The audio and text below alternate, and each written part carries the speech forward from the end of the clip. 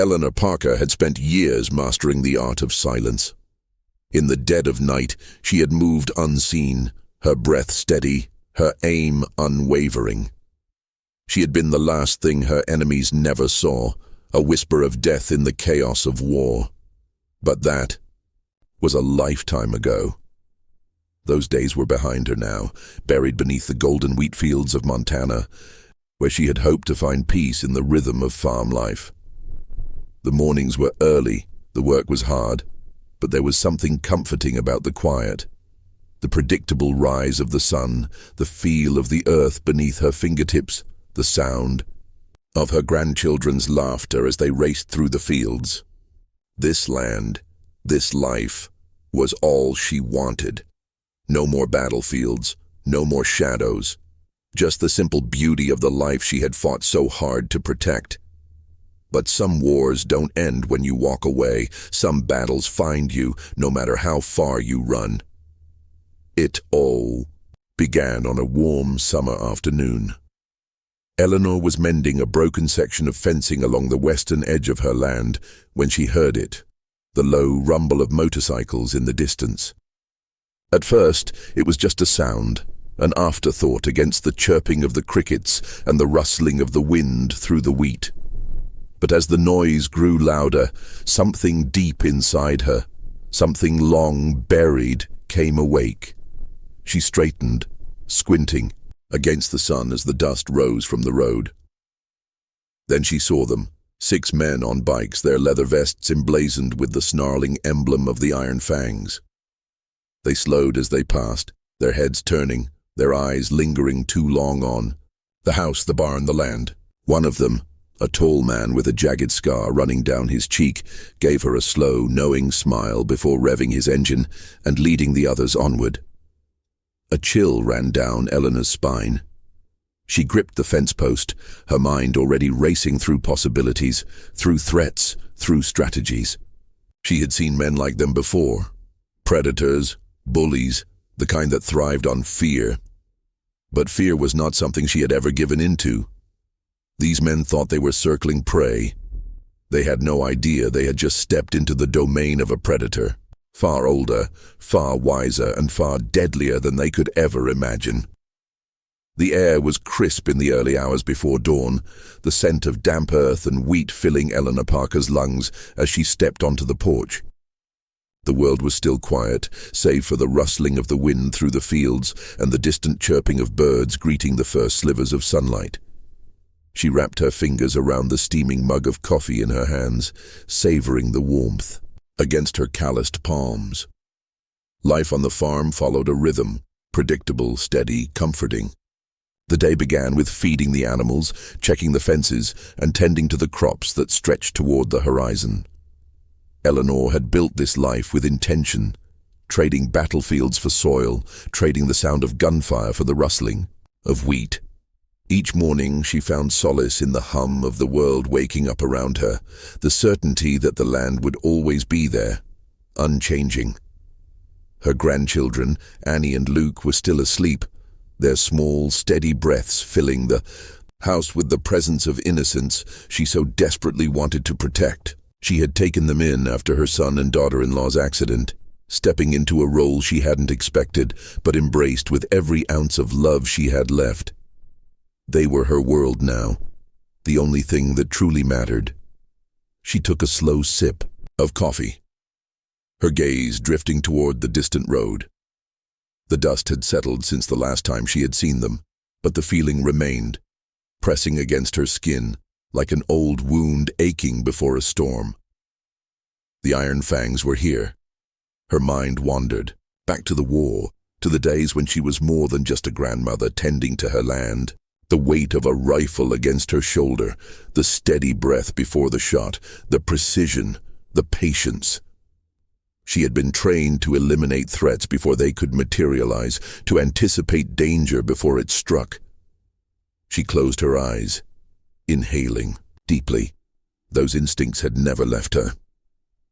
Later that morning, as she gathered eggs from the coop, she heard the familiar sound of an engine rolling up her driveway. She didn't flinch, didn't pause. Instead, she wiped her hands on her jeans and stepped out, meeting the approaching vehicle with a gaze sharp as steel. The truck door creaked open and a man stepped out, someone she hadn't seen in years. "Damn. Parker," he muttered, pushing his sunglasses up onto his head. "Still got that look in your eye." Eleanor crossed her arms, watching as Daniel Grayson, an old war buddy, leaned against the truck door. His hair was grayer now, but his build was still strong, his movements deliberate. He had been a strategist, one of the best minds she had worked with in the service. If he was here, it meant he had heard the rumors. "I heard about the bikers," he continued. "Figured you might need an extra set of eyes." Eleanor exhaled, shaking her head. "I don't need saving, Danny." "I didn't say you did." He studied her for a moment. "But I know you. And I know that look." She glanced away, scanning the horizon. "They want protection money. They've been making rounds in town trying to intimidate the locals. I've seen their type before." Danny nodded. "They won't stop at intimidation. You know that." Eleanor tightened her jaw. "I know," he sighed, rubbing his face. "You could pack up, take the kids, and go somewhere safer. I know a place." "No," she said firmly. "This is our home. I won't run." Danny studied her for a long moment before shaking his head with a small chuckle. "That's what I figured." They stood in silence for a while, the wind carrying the distant hum of another approaching motorcycle. It was far off, but closing in. Eleanor turned her gaze back to Danny. "I'll handle it," he smirked. "That, I don't doubt." As the sun climbed higher, Eleanor went about her day, but the tension in her shoulders never left. She saw the looks in town, saw the worry lining people's faces. The sheriff was avoiding eye contact. Shop owners spoke in hushed tones. The Iron Fangs had arrived and fear was already taking root. That evening, as she sat on the porch, her shotgun resting beside her, she let herself think about the inevitable. They would come. She would be ready. Eleanor sat in the dim glow of her kitchen, the only sound the rhythmic ticking of the clock on the wall. She cradled a cup of coffee in her hands, her mind already working through the possibilities, the contingencies, the consequences.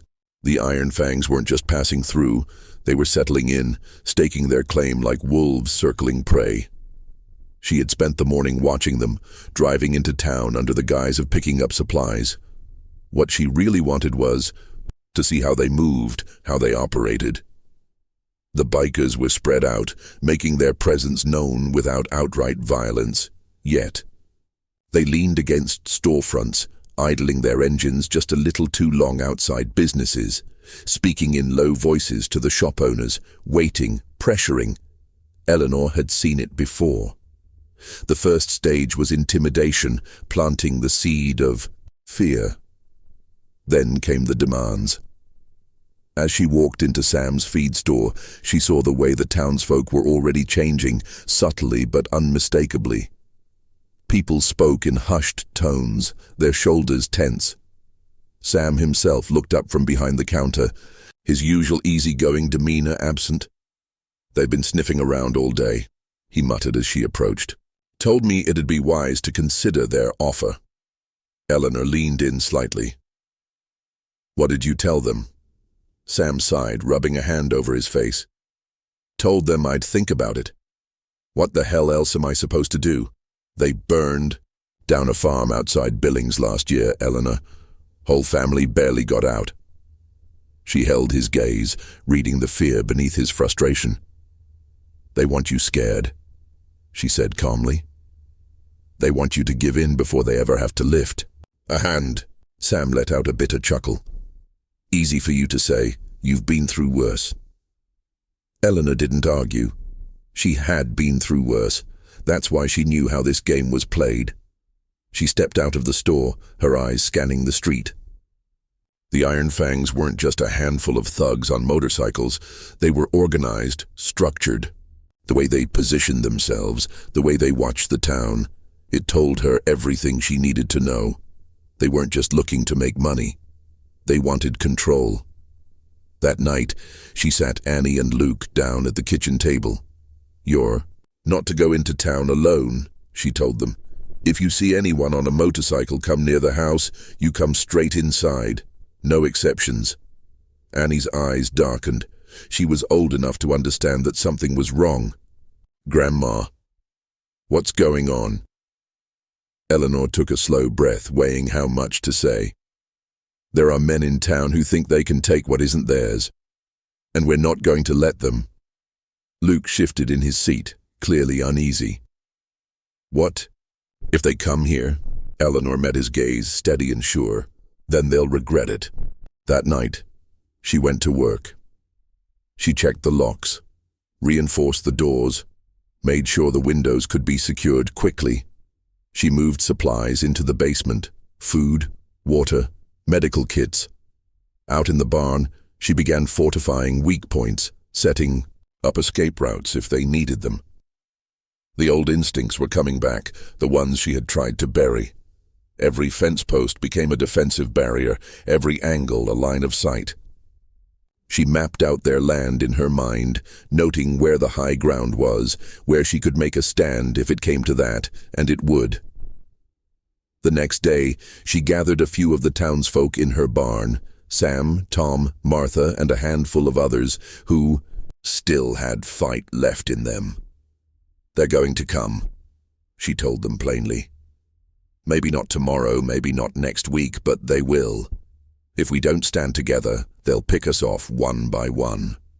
Tom shifted uncomfortably. "And what are we supposed to do? Sheriff won't help. Half the town's too scared to fight." Eleanor crossed her arms. "We don't need to go looking for a fight, but we need to be ready when it comes." Martha nodded, the lines on her face deep with worry. "We can't just roll over, but we also can't let this turn into a war." Eleanor looked at them each in turn. "It's already a war. The only question is whether we fight it on our terms or theirs." The silence that followed was thick. Some nodded. Some still hesitated.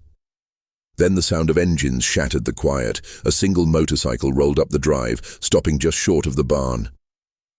Eleanor stepped outside, heart steady. The man with the scarred cheek, the same one who had watched her before, sat astride his bike. He took off his sunglasses, smirking. "Nice place you got here." Eleanor didn't blink. "State your business." The man chuckled, shaking his head. "I like you. You got grit. But grit won't keep this place. Standing when trouble comes." He leaned forward slightly. "We're offering protection, lady. $5,000 a month, and you'll never have to worry about a thing." Eleanor tilted her head. "That's so?" The man smiled. "That's so. But if you say no, well, accidents happen." Eleanor stared at him for a long moment before stepping forward, closing the distance between them until she was just a few feet away. Her voice was low even. "You want to threaten me on my land?" The smirk on his face faltered for the briefest moment. Eleanor didn't look away. "You tell your people I don't scare easy, and if they come back thinking otherwise, they better bring more than just words." The man studied her, then chuckled softly, shaking his head. "Suit yourself." He put his sunglasses back on, revved his engine, and turned back toward the road. Eleanor watched him go, her jaw set. She had given her warning. Next time she wouldn't bother. The sun had barely crested the horizon when Eleanor heard the sound she'd been expecting, the low, throaty growl of approaching motorcycles. She was in the barn, tending to the horses, when the unmistakable rumble vibrated through the air, setting her instincts on edge. She took a deep breath, exhaling slowly as she wiped her hands on her jeans. They were back, and this time, they weren't just testing the waters. Stepping out onto the porch, she saw them lined up at the end of her driveway, 6 bikers, engines idling, waiting. The leader of this particular pack was the man with the scar, the one who had come before with his thinly veiled threats. But now, there was another man among them, a presence, someone who carried himself differently. Viper. She knew his type the moment she saw him. He sat still, his eyes calculating, his posture easy but controlled. He wasn't just another street thug riding with a pack. He had discipline, experience.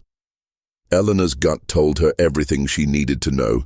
He was ex-military, and that made him dangerous. Viper swung his leg off his bike, walking toward her with deliberate, measured steps. The others stayed back, letting him take the lead. A leader who didn't need to raise his voice to command attention. He stopped a few feet from the porch, looking up at her with an expression that was almost amused. "Eleanor Parker," he said, his voice smooth, edged with something unreadable. "I've heard stories about you." Eleanor crossed her arms, unimpressed. "That's so?" He smirked. "A sniper, Green Beret, a hell of a record from what I understand." He glanced around at the farm, nodding to himself.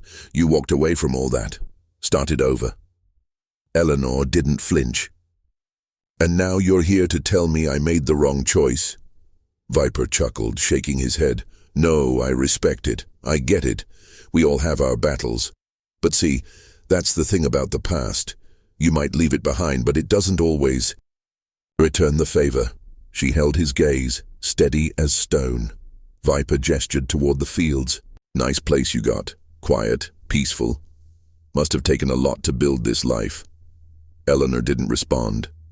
He exhaled, his tone shifting slightly. "I need you to understand something. What we're offering isn't just protection, it's security. We make sure nothing happens to people like you, people with families, grandkids." There it was. Eleanor felt her muscles tighten, but her face betrayed nothing. "Is that supposed to scare me?" Viper tilted his head. "No, just a fact." He studied her as if gauging just how far she was willing to go. "You know what happens when people say no. I don't like seeing good folks get hurt." Eleanor let a slow smile form. "Neither do I." The moment stretched between them, heavy with unspoken threats.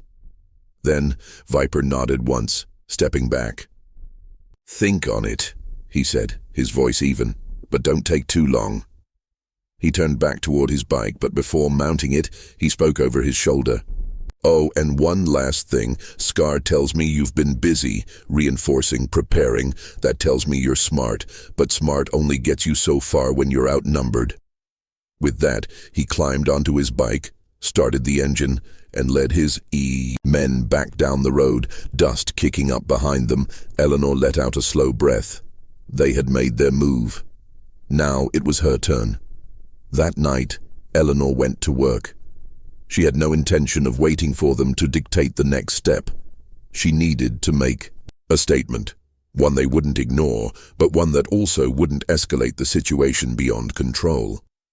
Not yet.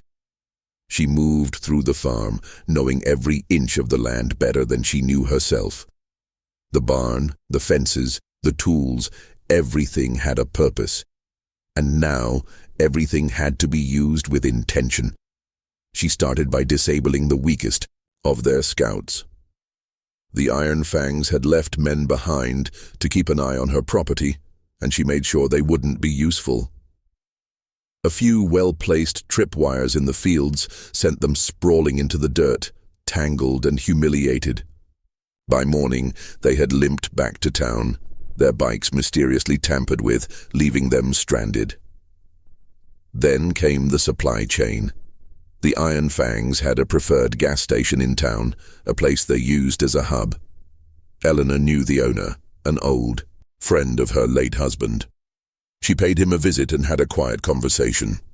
By the next morning, the Iron Fangs found themselves unable to fuel up. Something about supply chain issues. It wasn't an attack. It wasn't violence. But it was a message. She wasn't playing defense anymore. Viper was waiting for her in town. She had expected that. She walked into the feed store like it was any other morning, but she felt the weight of eyes on her the moment she stepped inside. He was leaning against the counter, his arms crossed, watching her with that same unreadable expression. "Well," he said, his voice almost amused, "you've been busy." Eleanor didn't break stride. "I don't know what you mean," he chuckled. "My boys tell me you've got a habit of making problems disappear. Tripwires, engine trouble, business inconveniences." He tisked, "That's not neighborly." Eleanor grabbed a bag of feed, tossing it over her shoulder with ease. "Maybe your boys should stay off my land." Viper's expression didn't change, but there was something sharper in his gaze now. "See, here's the thing. You're not like the rest of these folks. They scare easy. But you know how this works." He stepped closer, lowering his voice. "You also know where this goes. And you know what happens when you push too hard." Eleanor met his eyes, unshaken. "You're right, I do." A beat passed. Then Viper smiled, slow and knowing. "You remind me of someone I used to know. A good soldier, one of the best. She walked away too. Thought she could build a life outside of it." He leaned in slightly. "Didn't work out. For her." Eleanor didn't blink. "I'm not her." "No," Viper agreed. "You're not. But let's see how long that lasts." He stepped back, nodding once. "We're not done here." Eleanor watched him go. No, they weren't, and next time she wouldn't be playing nice. The night was thick with anticipation. The air was still, holding the weight of what was to come. The town had never seen a war before. Not like this, but tonight that was exactly what it was. Eleanor stood on her porch, her rifle slung over her shoulder, watching the horizon. The iron fangs were coming. She knew it in her bones. Viper wouldn't let her defiance go unanswered. He had tested her patience, toyed with her resolve, and now he would come to finish what he started. But what he didn't know, what he couldn't know, was that Eleanor had already turned this land into a battlefield. Every fence post, every ditch, every stretch of open ground had been considered, mapped, prepared. The town had come together in the quiet hours after Viper's last threat. Those who had been hesitant before now understood that there was no choice left but to fight. Sam, Tom, Martha, even some of the younger men who had never held a weapon before had taken their places.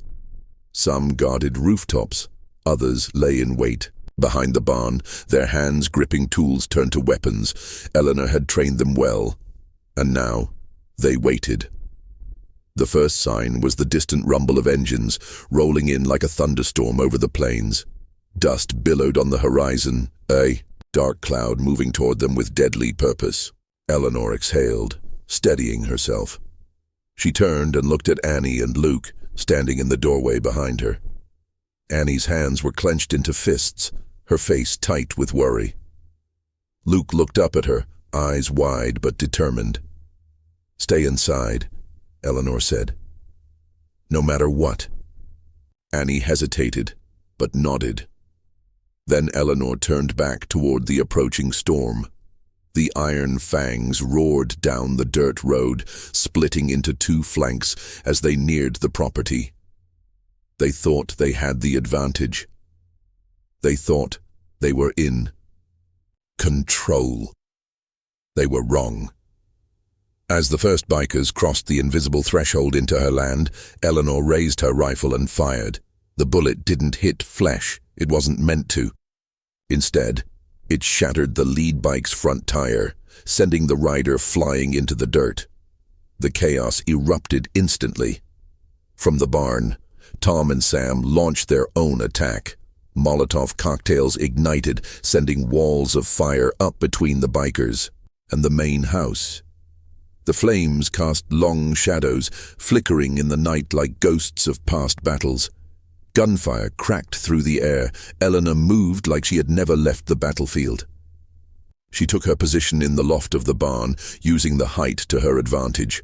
She wasn't shooting to kill, not yet. She was shooting to cripple. Tires exploded, gas tanks leaked, engines sputtered.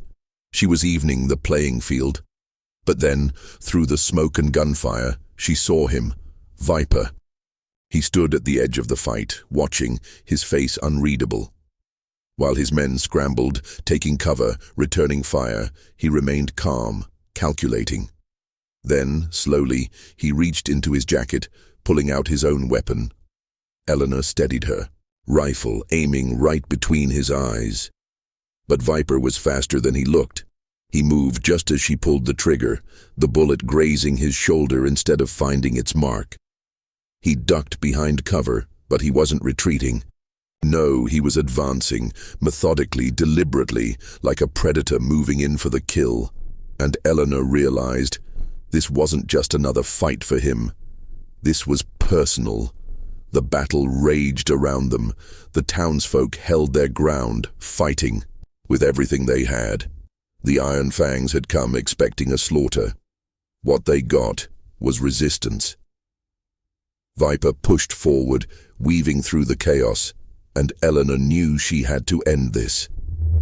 Now. She climbed down from her perch, moving toward the house. The medal, her late husband's medal, was already in her pocket.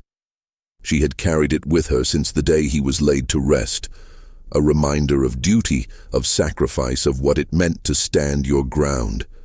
She pulled it out, running her fingers over the worn metal, then fastened it to her rifle, a symbol, a promise. Then she stepped into the open. Viper saw her immediately, stopping in his tracks. He tilted his head, as if finally understanding something. "So this is it," he said, his voice carrying over the noise. Eleanor didn't lower her rifle. "You don't belong here." He smirked, despite the blood trickling from his shoulder. "Maybe, but neither do you." She took a slow step forward. "This is my home." Viper studied her for a long moment, then sighed. "You're not gonna stop, are you?" Eleanor shook her head. He exhaled. "Then let's finish it." He raised his gun. Eleanor fired first. The bullet struck true, hitting Viper square in the leg. He staggered, dropping to one knee, cursing under his breath. He looked up at her, pain flashing in his eyes, but not anger. Something else. Respect. The remaining Iron Fangs saw their leader fall, and the tide of the battle shifted. One by one, they abandoned the fight, retreating into the darkness. The town stood victorious. Eleanor walked toward Viper, her rifle still raised. He chuckled, shaking his head. "You could kill me right now. End it." Eleanor looked down at him, then slowly lowered her weapon. "No," she said. "You're done." Nodded as if he had expected that. "Guess I am." The sound of sirens filled the air. Late, but there. The sheriff finally decided to do his job. Eleanor turned her back on Viper and walked toward her home. She had won, but the battle had cost her. She stepped onto the porch, looking at the town, at the people who had fought, who had bled, who had stood together. And she knew. This was more than just a fight for survival. This was a fight for something greater, a fight for home. The battle was over, but the echoes of gunfire still lingered in Eleanor's mind.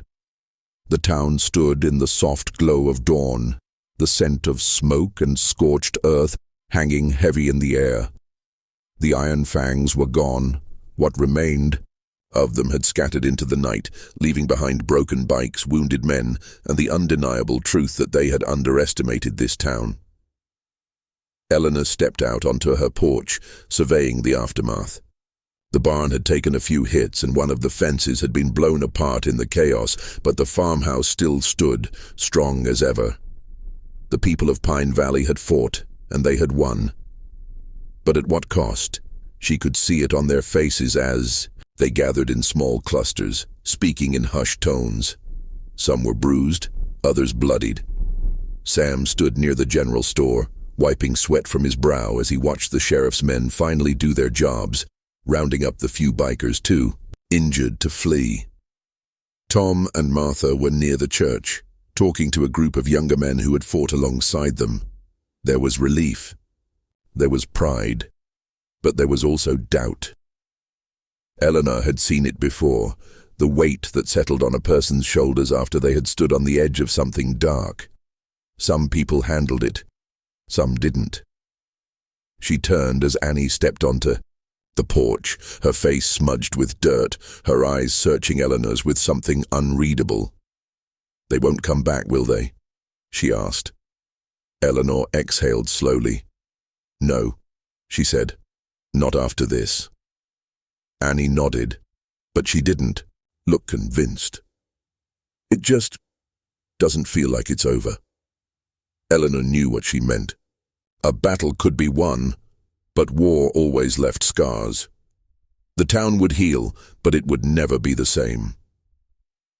A few hours later, the town gathered in the square. The sheriff, who had been conspicuously absent until now, tried to address the crowd, but no one was in the mood to hear him speak. Instead, it was Sam who finally stepped forward, clearing his throat before saying what they were all thinking. "We fought for this town," he said, his voice steady despite the exhaustion in his eyes, "because no one else was going to."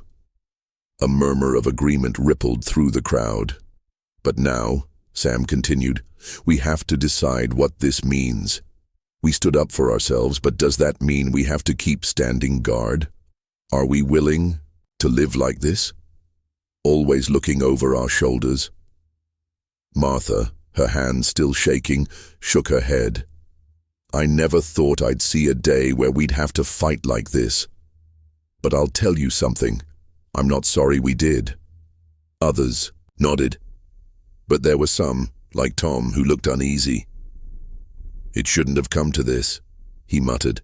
"I get that we had no choice, but what if we had tried harder? Talked to someone, found another way?" Eleanor listened, her arms crossed over her chest. She understood both sides. She stepped forward. "This wasn't about choosing violence," she said. "This was about survival, about protecting our home, and that's something I will never apologize for." She let the words settle before continuing. "But I know this. Violence, once you let it in, doesn't leave easily. We have to be smart. We have to be prepared. But we also have to make sure we don't become the very thing we fought against."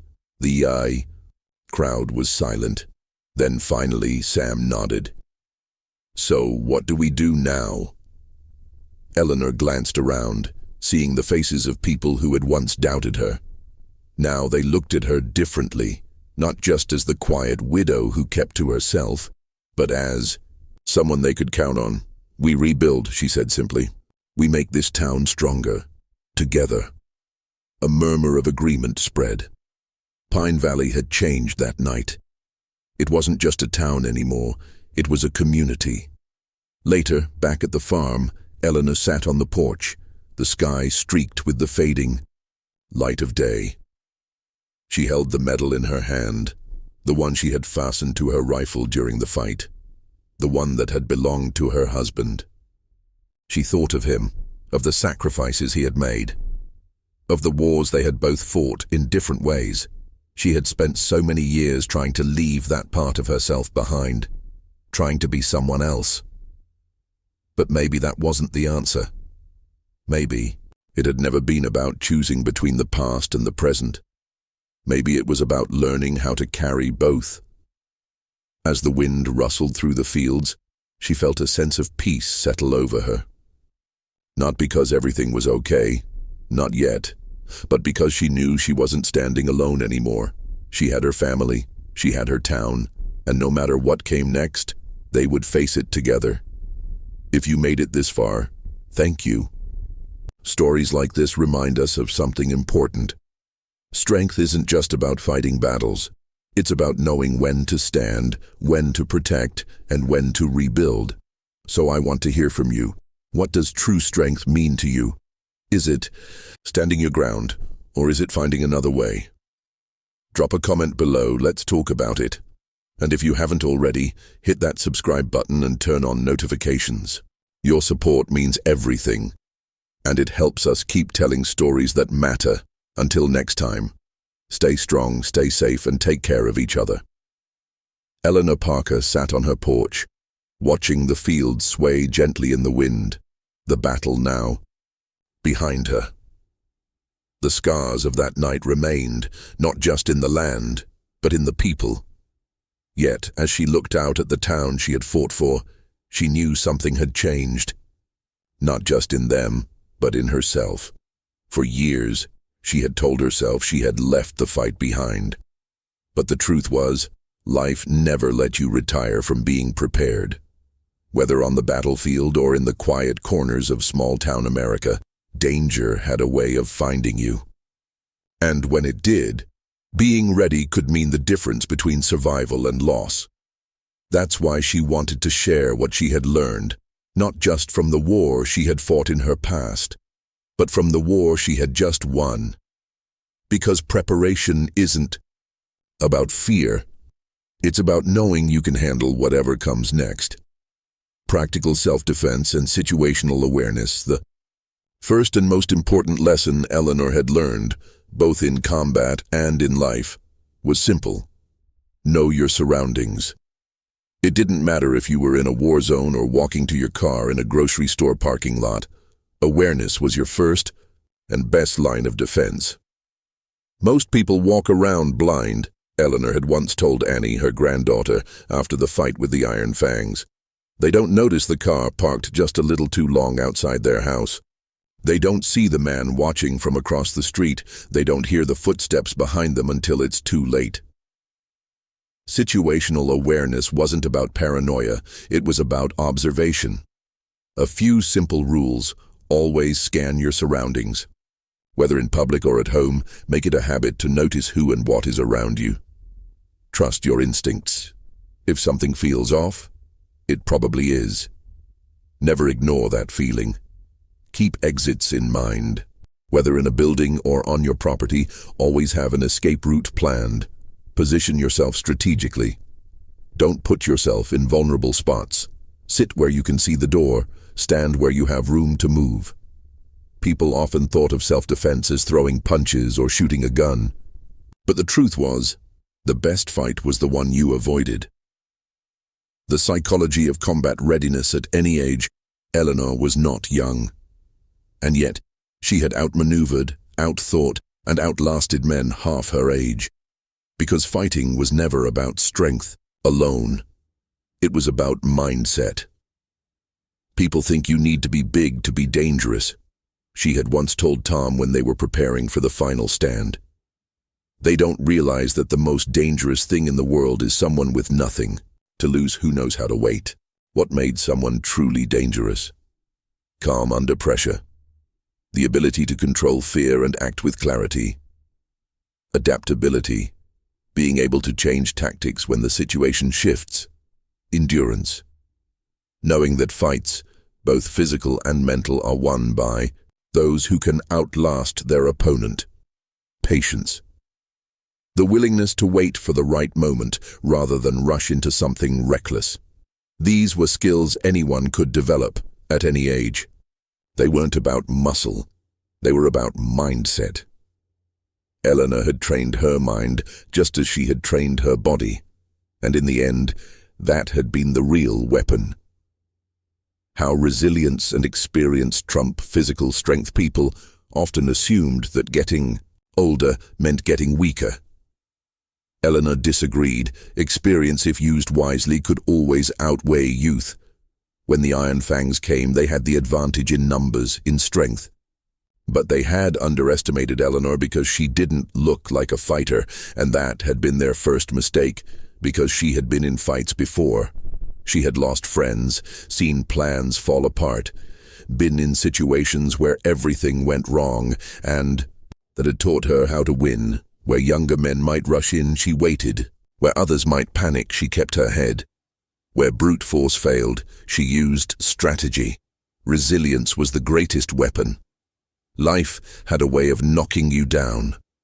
What mattered wasn't whether you fell. It was whether you got back up. And Eleanor had gotten back up. Every single time, so could anyone else. Encouraging community discussion, what's your strategy? As Eleanor sat with Annie and Luke that evening, she thought about what was next, not just for her, but for everyone. Being ready isn't just about guns and fights, she told them. It's about knowing who you are, what you're willing to stand for, what you'll protect, That was the real lesson. Strength wasn't just about how you fought, it was about what you fought for. And now, Eleanor wanted to hear from others. She wanted to hear from you. What does self-defense mean to you? Have you ever been in a situation where awareness made a difference? Do you believe resilience is more important than strength? Why or why not? Drop a comment below. Share your thoughts. Because this isn't just a story. It's a conversation, and it starts with you. If you found value in this, hit that subscribe button. Stay prepared, stay strong, and most of all, stay aware.